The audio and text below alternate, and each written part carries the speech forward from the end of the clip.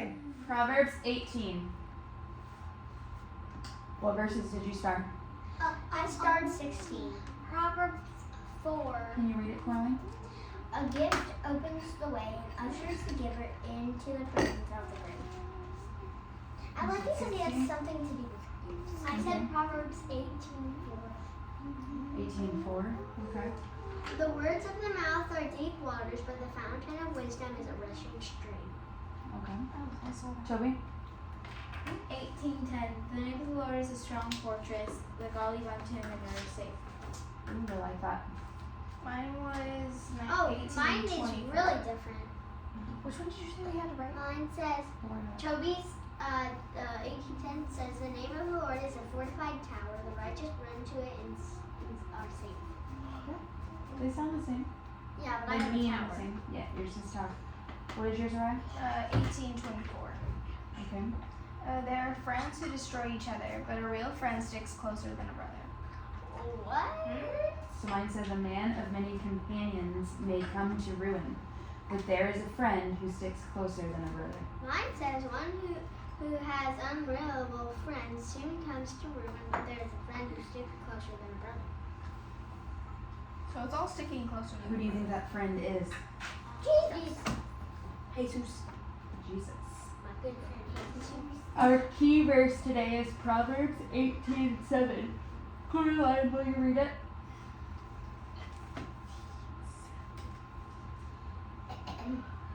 Proverbs 18:7. The mouths of fools are their undoing, and their lips are a snare to their very lives. 18:17. You said 18:7.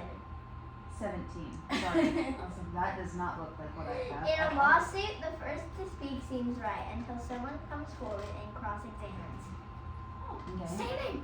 What does yours say, Ryan? The first to speak in court sounds right until the cross-examination begins. Mine says, the one who states his case first seems right Please do. until the other comes and examines him. Mine says, in a lawsuit, the Yours first... is the same thing as Coraline's. You don't need to say mine. Yours He says the same thing as Ariah's. mine. Okay, no, so I want you guys to think about this because you've never been in a courtroom. How often is it that you guys struggle or rush to be the first one to come and tell mom and dad what happened? Objection. Because you know the minute the other sibling comes, they're going to give different information than you. Objection. Objection. Wrongdoing. Okay, I this is agree not the with tent Mom. of meeting. I agree with Mom. But, so let's think about it. How often do we have to, as mom and dad, as the judges, right, that you're bringing the information to, how often do we have to ask you, is there anything different that your sibling is going to tell me? Or that the other child is going to tell me? I mean, they might lie about it. Or they may add in the part where you were wrong because you glanced over that part in being intent on discussing their offense. Objection. I will. Like when you were quick to tell us that your bow was taken and broken and that someone else threw a stick at you. Did you come forth immediately and say you threw the first stick? No, it wasn't until your sibling said, well, she threw the stick first. Right? Yeah. It's easy to think someone is telling you all of the truth because they speak first. But often, there's another side to the story. Every coin has two sides, right? That means every circumstance, every interaction comes with at least two sides. Your perspective of how things happened and the other person's. We need to often hear both sides to realize where the misunderstanding comes from before we make a conclusion on who is wrong. This takes patience, wisdom, and discernment to be able to judge a matter rightly. It's also part of the reason why we tell you guys you are not to discipline each other. You are not to assert authority over one another because you're still learning how to practice these things. And until you have grown in these areas, it makes it really hard for you to justly or rightly judge in these matters. This verse, in and of itself, is a warning for us to not make quick judgment based off of one side of the story. We have seen, and I know at least 2 of you at this table have specifically felt the hurt when someone else goes before you and speaks to others about you, and they didn't have the whole story, or they didn't give all the information. Who's the 2? The 2 at this table know who they are. When you have felt the hurt from someone else go and speak badly about you, but they didn't tell those people that they were also speaking bad about them. Or when they've heard a statement be made and they lumped you in with a group of people, but they didn't stay to hear where you combated that wrong saying. And it created thoughts or feelings about you and the people they went and told, and you weren't given space to defend yourself. So we know what that feels like, so we should want to not repeat that mistake, right? We want to use wisdom. We want to be patient and careful and curious before we just jump on the bandwagon. When someone comes and says, oh, this new kid, they're in my class at school and they're such a terrible person, they're so mean, they did this to me. Our hearts want to unite with our friend, right? Like, we want to be that united friend. Like, oh, they can't talk to you like that. I'm not going to be their friend either. But you've only heard one side of the story. You've jumped into their wagon without giving the other person space or time or the ability. How the other person feel if they tried to do something right. Yeah. And Maybe they had a bad day and they acted out, and yeah, that's wrong, but should we write them off? Maybe your friend didn't tell you the unkind or mean thing they did that made that person respond that way, or invited them to respond in that way. Just like we talked about, it's easy to forget our negative part in the story when we're focused on someone else's offense. So we want to be curious. We don't want to just immediately think something based off of someone else's experience. Tobias, can you read Proverbs 18:13? All right, you're going to be in 1 Kings 3. And Elizabeth, Deuteronomy 1. Proverbs 18:13. Studying up before listening to the facts is both shameful and foolish. If one gives an answer before he hears, it is his folly and shame. Verse 16. 1 Kings 3. Big and loud. And I charged your judges at the time, hear the disputes between your people, and judge fairly whether the cases between 2 Israelites or between an Israelite and a foreigner residing among you. Okay, so I know we were watching the funny show The Promised Land last night, but what did we see that God had Moses set up? He set up judges. He set up chiefs throughout that the people could go to with their disputes, right? Wise, godly men who knew God's outline, that they could give advice and give judgment over these arguments in a way that would be upheld. For Uriah 16 through 28. 16 through 28. Mm-hmm.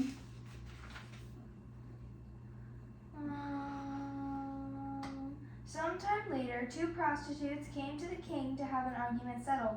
Please, my lord, one of them began, this woman and I live in the same house. I gave birth to a baby while she was with me in the house. 3 days later, this woman also had a baby. We were alone. There were only 2 of us in the house. But her baby died during the night when she rolled over on it. Then she got up in the night and took my son from beside me while I was asleep. She laid her dead child in my arms and took mine to sleep beside her. And in the morning, when I tried to nurse my son, he was dead. But when I looked more closely in the morning light, I saw that it wasn't my son at all. Then the other woman interrupted. It certainly was your son, and the living child is mine. No, said the first woman. The living child is mine, and the dead one is yours. And so they argued back and forth before the king.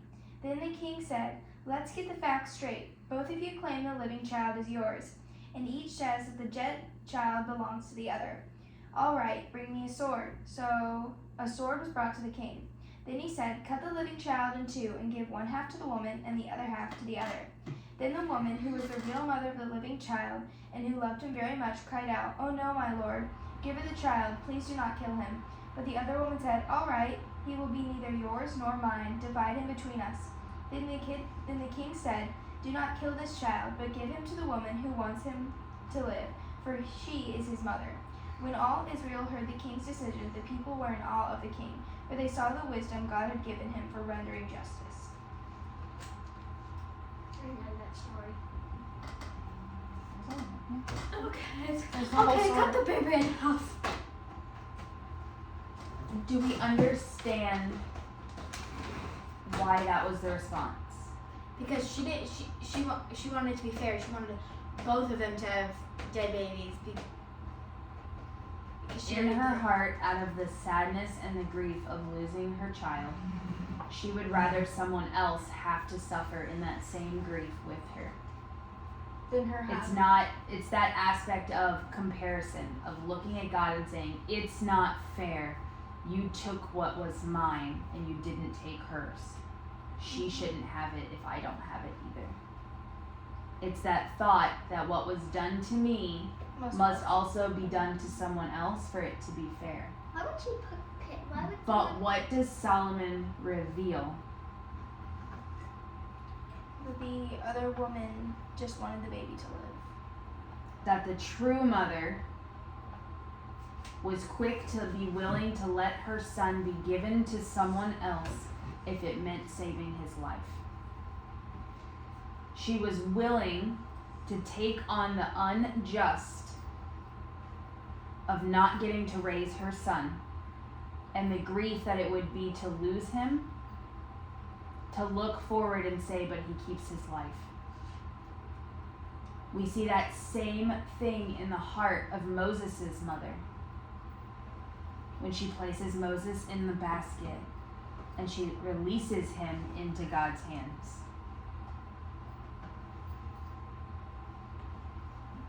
Not allowing the soldiers to take him and throw him into the Nile. She released him, trusting that God would provide. And we see how we know lots of Hebrew babies died. But Moses was saved I have a question. Because of Aaron Aaron? survived. because he was outside of the age.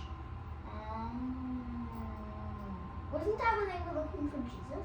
No, that's Moses and Jesus are like. Remember we 1,000 talked years about apart. the new Pharaoh was afraid of the Hebrew numbers growing. And so he went to those midwives and he said, if it's a boy, kill it. And they lied and they said, oh, we don't get there in enough time. Like the Hebrew women just give birth too fast. And so he said, fine, any Hebrews under this age, within this span of ages, any males will be thrown into the Nile. So when we look at it, Toby, Aaron might have been big enough to swim. And so maybe that was the problem. He wouldn't drown being thrown in the water. Does that make sense? But technically, don't all babies know how to float?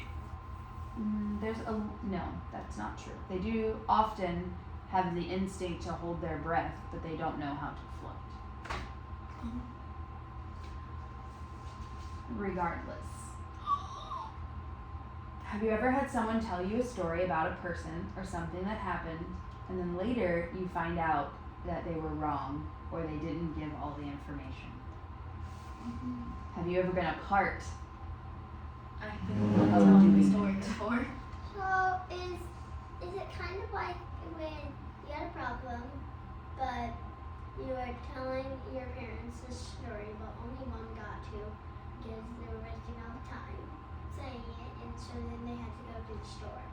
And he wouldn't get to say the part that he wanted. Huh? Your example is very confusing to me. I don't understand. I don't even know what you just said. We'll come back, okay? So Toby, you said I've been the one who's told this story. Did you intentionally leave out information? No, it's just human instinct to say what the other person did and not you. And how did it feel when that other person came in and brought new information? It felt very confusing. It's not an accusation. It's true. It's still an accusation, but It's true. That's just a true accusation. yeah. So how did it feel? Like you can remember something you just forgot. Like, oh yeah, that did happen. Oh.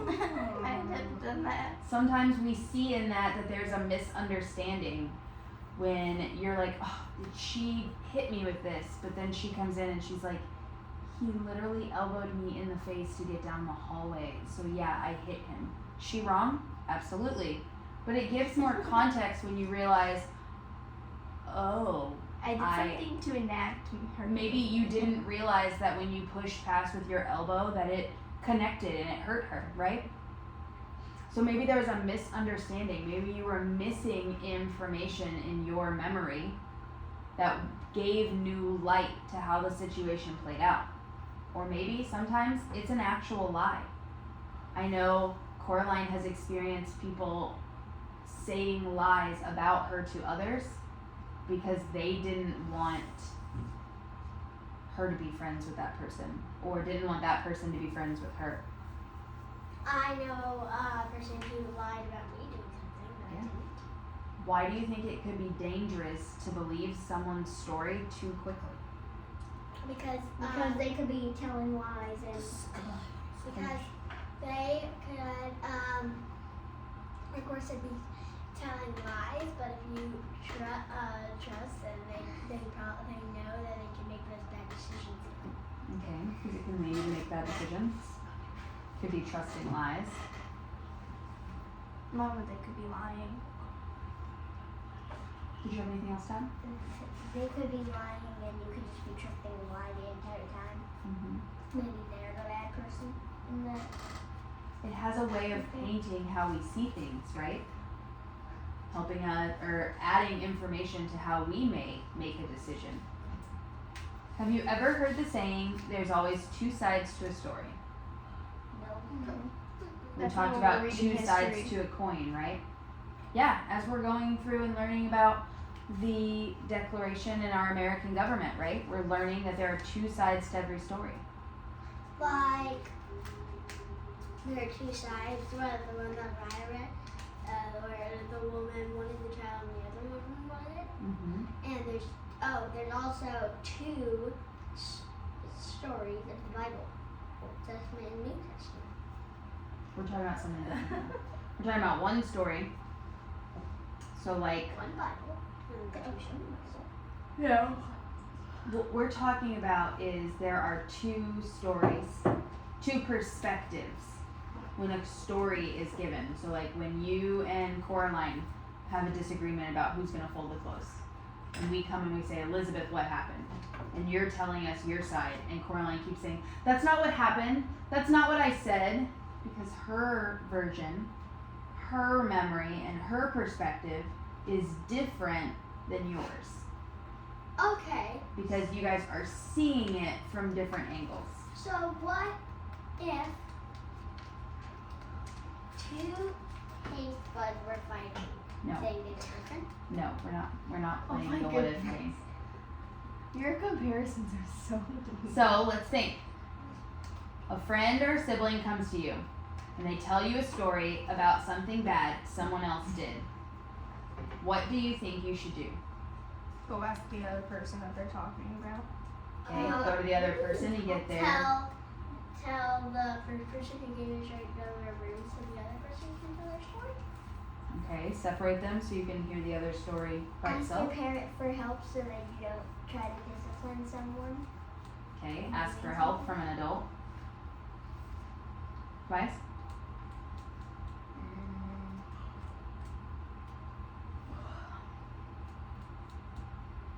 Sorry, my brain just broke. Can you ask the question again? A friend or sibling comes to you and tells you a story about something bad someone else has done. What do you think you should do? Look into it, get curious, ask questions, and if their answers don't line up, then Ask questions to who? to both the people and the circumstance. Okay.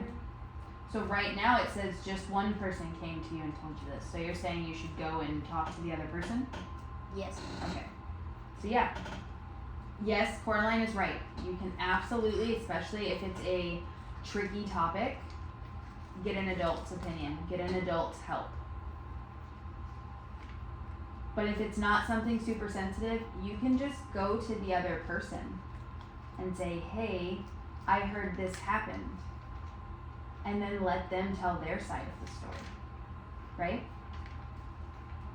How much better would you have felt if the person who was hurt by what was told to them about you had come to you and said, hey, I heard that you said this statement. Is it true?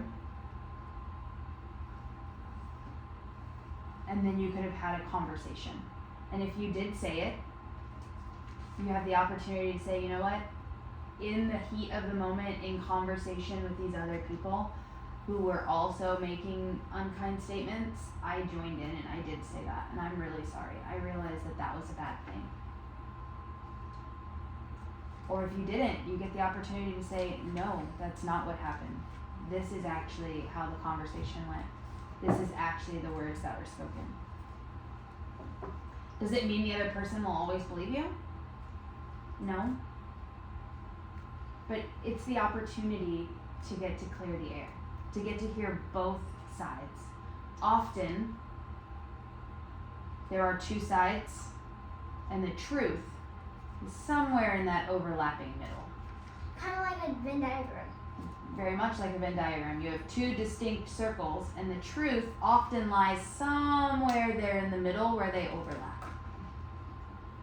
Because both parties, both circles are going to have things that they saw or experienced or processed differently than the other. And that's based on our life beliefs. It's based on their perspective, how you're feeling that day. Sometimes you can say, hey, I need you to clean up your room. And I can just be observing the room is dirty, but you may have had a long night.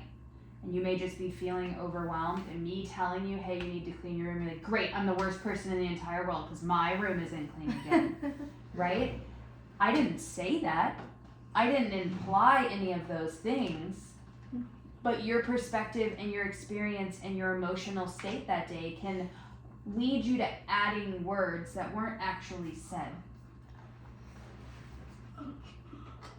What's another caution when it comes to hearing or repeating stories of other people? What does that turn into? Lies sometimes. She can turn into lies, but that's not what I'm looking for. What does that turn into? Hate. No, Breaks in relationships. no, that's things it does.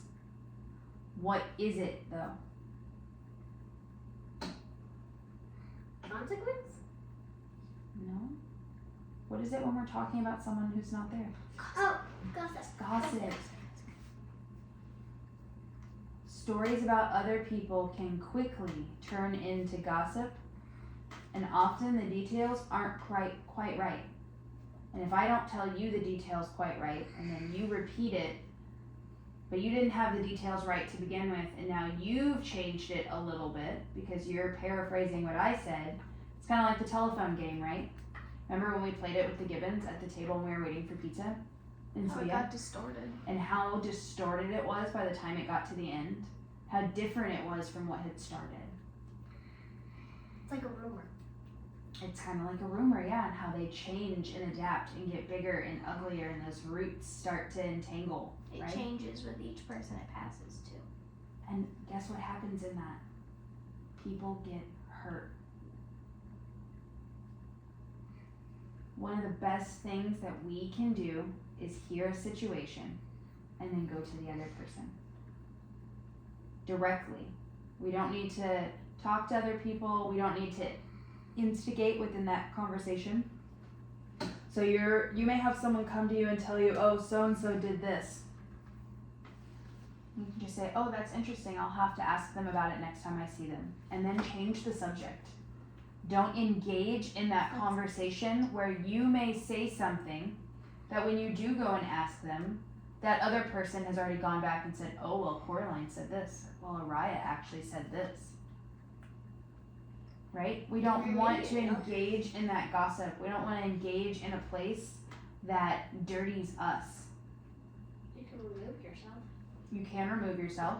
You don't always have to. You can just say, let's move on. I don't want to talk about them because they're not here.